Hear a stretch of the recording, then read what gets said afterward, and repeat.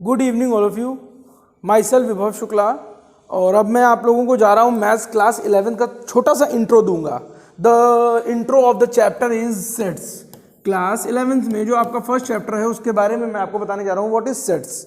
ठीक है, सेट से एक मजेदार वाक्य याद आ गया, उसको बताने के बाद फिर मैं आगे बढ़ता हूँ। सेट से बताया गया कि मैं एक जगह पढ़ा रहा था, वहाँ एक स्टूडेंट ने मुझसे पूछा सर ये सेट क्या होता है, व्हाट इज सेट। अब पढ़ाने से पहले मेरे को सेट समझाइए। तो मैंने कहा बेटा ये बताओ तुम कभी कपड़ा लेने गए हो। तो कहता है हाँ गए हैं। हम कहा ये बताओ ब्लू शर्ट के साथ कौन सी पैंट लेते हो। कहता सर वो तो मैचिंग होती है। हम कहा बेटा वही सेट होता है। अब आओ जानते हैं कि सेट होता क्या है। और मजेदार चीज देखो, मैथ्स को बिना बर्डन लिए पढ़ना। देखो सेट क्या होता है, a collection of well defined object, well defined objects. अच्छा, जो भी बच्चे मेरा ये वीडियो देख रहे हैं उनसे मेरा एक प्रश्न ये है स्पेशली सेट्स को लेकर कि इसमें ये बताओ इस डिफाइंड का क्या मतलब है। भाई देखो मैथ में कोई चीज बिना मतलब नहीं लिखी जाती है, उसका कोई मतलब होता है। इसमें तुम हमको जरा डिफाइंड का मतलब जब बताओगे ना तो तुम खुद ही समझ जाओगे सेट होता क्या है, डिफाइंड का क्या मतलब होता है। जैसे अगर मैं ये कहूं कि please one of the student please define yourself, अपने बारे में बताओगी क्या हो तुम, तो तुम क्या कहोगे, sir myself this, there are many questions coming around. Okay, लेकिन एक चीज ये बताओ कि सबका अपना प्रश्न होगा। ऐसा नहीं है कि किसी का नाम प्रदीप है तो दूसरे का भी नाम प्रदीप हो जाएगा। ठीक है, होगा तो सरनेम अलग होगा, लेकिन आप अपने आप को डिफाइन कर पाओगे। तो वही चीज यहां पर है कि collection of well defined object. Defined की हिंदी बता देता हूं, परिभाषित करना, समझ रहे हो।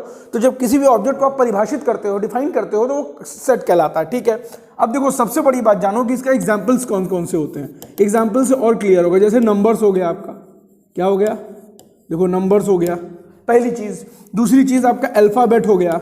अल्फाबेट मतलब होता है ABCD है, कुछ और मत समझ लेना। हाँ, आगे बढ़ते हैं। तीसरा हो गया आपका रिवर्स, रिवर्स मतलब नदी होता है। ठीक है, एंड सो ऑन, ऐसी चीजें चलती चली जाएंगी। ये आपके सेट हो गए। ये सारी चीजें आपके किसके अंदर में आती हैं, सेट्स के अंदर में आती हैं। अच्छा, अब इसके बाद ये प्रश्न अराइज होता है कि सर ये कैसे जानेंगे कि दुनिया में कोई ऐसी चीज तो होगी जो सेट नहीं होगी। हाँ भाई, बिल्कुल ऐसी चीजें होगी कि जो सेट नहीं होगी। अच्छा, तो ये बताओ कैसे पता करेंगे कि सेट है कि नहीं है।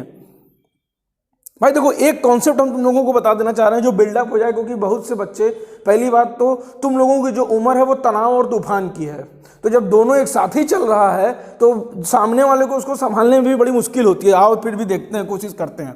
सबसे पहले बात ये जानो कि सेट समझोगे कैसे कि सेट होता क्या है। अब जैसे अगर हम तुमसे लिख दिए कि Ganga is a river, Ganga is a river.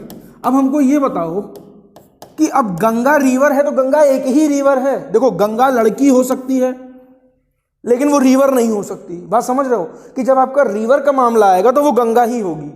तो ये आपका एक सेट हो गया। अब नदियों का सेट अगर देखना चाहो, if you want to see the set of rivers then you can see Krishna हो गई, कावेरी हो गई, गोदावरी हो गई, बहुत सी हो गई। ये आपके सेट हो गए किसके, रिवर्स के। बात समझ में आ गई, ये आपके रिवर्स के सेट हो गए। बात क्लियर हो गई। लेकिन अब किसी बच्चे ने ये पूछा, भाई खुराफाती दिमाग तो होता ही बच्चों का, शुरू से नहीं होगा तो बच्चे का है बात के वो हैं। अब उसने पूछा सर ये बताइए सेट क्या नहीं होता है।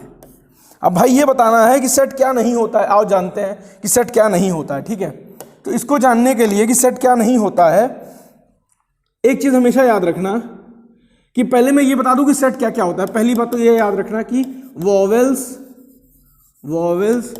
इन अल्फाबेट, ठीक है। दूसरा आपका होता है रिवर्स का कलेक्शन, ये भी आपका सेट होता है। बात समझ रहे हो आप। तीसरी बात क्या होगा, इवन नेचुरल नंबर, इवन सिर्फ नेचुरल नंबर भी कहना ठीक नहीं है, नहीं तो तुम लोग फिर कंफ्यूज हो जाओगे। इवन 10 नेचुरल नंबर्स ले सकते हो आप, ये भी आपका सेट होगा। अच्छा कैसे हो गया, 10 नेचुरल नंबर्स, ठीक है, 10 नेचुरल नंबर ले सकते हो क्योंकि वो आपके एक अलग अलग सेट्स में आएंगे। बात समझ में आ गया। लेकिन अब फिर वही प्रश्न हुआ, सर सेट क्या नहीं है।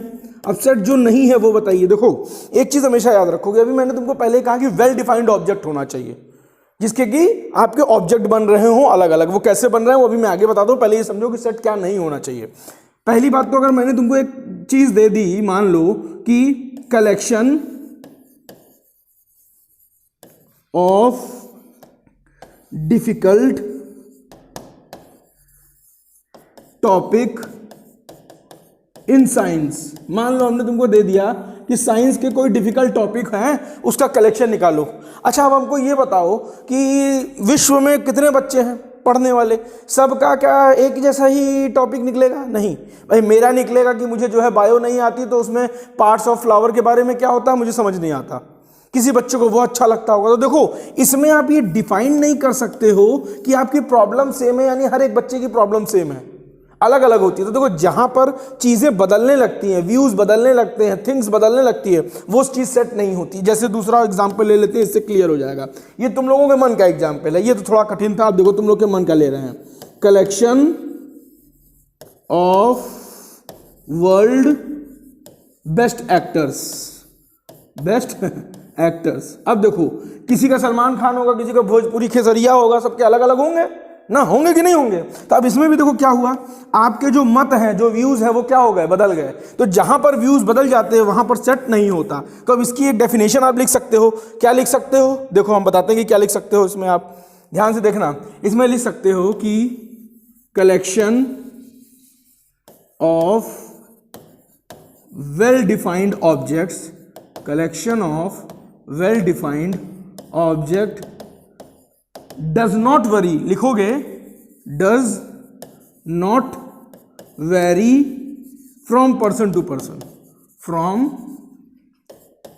Person to person. देखो पर्सन टू पर्सन आपके जो collection of well defined object, जो भी आपने ऑब्जेक्ट को डिफाइंड किया है या जिसको भी आपने इकट्ठा किया है, वो अलग नहीं होना चाहिए।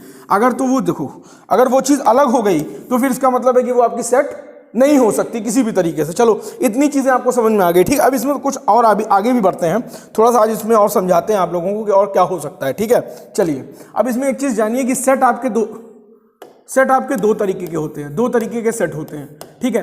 पहला आपका होता है रोस्टर फॉर्म, जिसको कि आप जानते हो, रोस्टर फॉर्म, या इसी को कहते हैं टेबुलर फॉर्म। अच्छा अब मजेदार बात देखो, खुराफाती बच्चे हर जगह होते हैं, यहां भी एक बच्चा आ गया, सर कह रहा है सर रोस्टर का क्या मतलब होता है। बहुत से ऐसे बच्चों को चिकन खाते होंगे, चिकन हम नहीं खाते, हम तो ब्राह्मण आदमी है, खैर छोड़ो, आज ब्राह्मण भी आजकल वही हैं। रोस्टर का मतलब होता है रोस्ट करना, मतलब कच्ची चीज को क्या कर देना, आधा और पका देना, अध पका जिसको कहते हैं वो रोस्ट हो जाता है। और टेबुलर का मतलब हर कोई बीमार होता होगा तो टैबलेट खाता होगा, तो वो टेबुलर हो गया। अब इसी को तुम्हें सेट में बांधना है। सेट में कैसे बांधना है, आप देखो तुमको पहले समझा देते हैं, फिर उसके बाद तुमको चीजें समझाते हैं। जैसे तुम दवाई खाते हो, पैरासीटामोल खाए, अब ऐसा थोड़ी ना है कि यार पैरासीटामोल तुम खा रहे हो तो तुमको जो डॉक्टर ने दवाई दे दी पैरासीटामोल के बाद वो तुमको पेट दर्द की दे दी, नहीं, पैरासीटामोल के पैकेट में पैरासीटामोल की ही दवाई होगी कि नहीं होगी? तो अब तुम जितना पैरासीटामोल लोगे उतनी दवाई तुमको मिलती चली जाएगी। ऐसा नहीं है कि उसमें पेट दर्द की दवाई आ जाएगी, नहीं आएगी। चलो अब आगे देखते हैं रोस्टर फॉर्म होता क्या है। रोस्टर फॉर्म में जैसे मान लो हमने लिख दिया कलेक्शन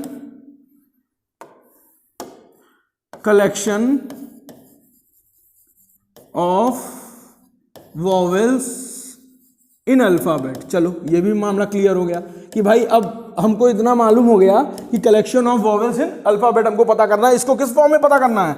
रोस्टर फॉर्म में पता करना है। ध्यान से देखो कैसे पता करोगे, ये मैंने लिख दिया। अच्छा घबराना मत, बताएंगे ये क्या है।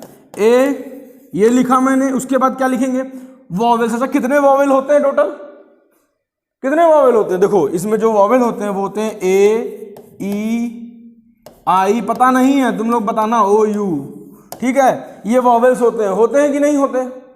हो गया, वॉवेल खत्म, मामला खत्म हो गया। इसमें और कुछ बताने की जरूरत नहीं थी। अच्छा इसमें एक चीज बताने की जरूरत हमको है जो हमें समझ में आ रही है। देखो ये जो चीज है ए, ये तुम्हारा क्या होता है, ये तुम्हारा होता है नेम ऑफ सेट। क्या होता है? Name of set. याद रखना ये तुमको नेम ऑफ सेट कहते हैं। नेम ऑफ सेट का मतलब क्या हुआ, जैसे क्या हुआ कि कुछ दिन पहले हमको एक बच्चा मिला, वो हमसे कहता है कि सर आप एक प्रश्न सबसे पूछते हैं मैं कौन हूं। तो हमने कहा हाँ तुम बताओ तुम कौन हो। कहता मेरा नाम जो है भैया वो राजकरण सिंह है। हमने कहा वो राजकरण सिंह, तो वो बेटा तुम एक आइडेंटिटी लेकर घूम रहे हो, तुम कौन हो ये बताओ। तो you are the unique person of this world, तुम अपने में एक विचित्र इंसान हो, क्या हो भगवान जाने, ठीक है। Name of set. अब उसके बाद देखो जो नेम ऑफ सेट है आपका, ये हमेशा किस में होना चाहिए, ये हमेशा कैपिटल लेटर में होना चाहिए। किस में होना चाहिए? कैपिटल लेटर में होना चाहिए। देखो ये भी ध्यान देना, कैपिटल लेटर में होना चाहिए। जैसे तुम किसी का भी नाम लिखते हो तो शुरुआत में जो पहला शब्द लिखते हो वो कैपिटल लेटर में लिखते हो। चलो ठीक है, ये चीज क्या हो गई जो ये बना है, इसको कहते हैं करली ब्रैकेट। देखो बेसिक से बता रहा हूं जानबूझ के, करली ब्रैकेट होता है, ये तुम लोगों को पता है लेकिन फिर भी बता रहे हैं। और जो ये चीज होती है अंदर की, ये तुमको क्या कह सकते हो, इसको तुम ऑब्जेक्ट कह सकते हो। देखो इसको तीन चीजें कही जा सकती हैं, एलिमेंट कह सकते हो या फिर मेंबर्स कह सकते हो, मेंबर्स कह सकते हो। बात समझ में आ गई? ये एग्जांपल मैंने तुम्हें collection of vowels in alphabet के बता दिए, जो कि आपका रोस्टर फॉर्म का था। ठीक है, अब समय ना खराब करते हुए मैं आपको बताऊंगा किसके बारे में। देखो मैं बताता हूं अब आपको उसके बारे में, दूसरे सेट के बारे में। दूसरा सेट होगा आपका, वो क्या होगा, जो दूसरा सेट होगा उसको आप कहेंगे क्या, उसको आप कहेंगे, एक हो गया आपका टेबुलर फॉर्म, दूसरा आपका हो जाएगा set builder form. Set builder form, देखो ये इससे थोड़ा सा अलग होता है और इजी बहुत होता है, ध्यान से समझ लेना। सेट बिल्डर फॉर्म कैसे लिखा जाता है पहले याद रखो, वही चीज लेंगे, collection of vowels in alphabet. चलो अल्फाबेट में वोवेल्स के कलेक्शन को लेना है हमको। ठीक है, सिर्फ याद रखना कि 100% लोगों को यह पता होता है कि पीवीआर कैसे जाना है, लेकिन डिपेंड करता है जेब में पैसा होने से, कि जिसके पास 200 रुपया कहेगा नहीं यार छोटा रास्ता लेते हैं तेल कम है, जिसके पास 500 वो बड़ा रास्ता लेता है। तो इसी तरह ये भी है भाई साहब खेल। देखिए अब कलेक्शन ऑफ अल्फाबेट लिखना है, यहां पर आप क्या लिख रहे थे, यहां आप पूरा पूरा लिख रहे थे ना, अब यहां देखिए खेल क्या हो जाएगा, वही चीज लिख देना, ए बराबर आपको ये करना है यहाँ पे एक्स सच दैट एक्स। देखो ये एक्स और ये सच दैट एक्स होता है, इसमें क्या लिखेंगे, एन वॉवेल इन अल्फाबेट, हो गया मामला खत्म। ठीक है, एन वॉवेल इन अल्फाबेट। चलो अच्छा, अब इसमें भी तुमको थोड़ा सा हम इंट्रो दे रहे हैं कि ये चीज वही हो गई क्या, नेम ऑफ सेट, ये क्या हो गया, वही नेम ऑफ सेट और कैपिटल लेटर, ये तो हमने आपको बता ही दिया। ये भी करली ब्रैकेट हो गया, याद रखिएगा। ये क्या हो गया, ये जो ये चीज है इसको कहते हैं सच दैट, और ये जो ये पूरा चीज लिखी है इसको स्टेटमेंट कह देते हैं। ठीक है, यहां तक आपका मामला जो है खत्म होता है सेट में। सेट में इतनी इंट्रो क्लास मैंने आपकी खत्म की। अब इसमें मैं आपको एक प्रश्न ये देता हूं कि आपको दो देखो इसमें एक चीज मैं आपको होमवर्क के तौर पर देना चाहता हूं, जो होमवर्क मेनली आप लोग समझो, क्योंकि जब तक देखो पोथी पढ़ जगमुआ पंडित भया न कोई, ये वाला तुम लोग सुने होगे ना, तो पोथी नहीं पढ़ना है तुम लोगों को ये समझना है कि पोथी जब पढ़ा गया तो ढाई आखर प्रेम का समझ क्यों नहीं आया, ध्यान से सुनना। उसके बाद जो है इसमें तुमको हम एक होमवर्क देना चाह रहे हैं, वो तुमको समझ में ये आना चाहिए कि तुमको दो एग्जाम्पल अपने मन से ले सकते हो या बुक से ले सकते हो, इट्स अप टू यू। दो एग्जाम्पल तुम्हें रोस्टर के लेने हैं और दो सेट बिल्डर के लेने हैं, और फिर मुझे जो भी प्रॉब्लम आती है फिर मुझे आपको ये बताना है कि सर ये चीज़ समझ नहीं आई है, ये प्रॉब्लम नहीं आई, क्योंकि जब तक रास्तों पे चलोगे नहीं मंजिल तक पहुंचोगे नहीं। ठीक है, धन्यवाद सभी को।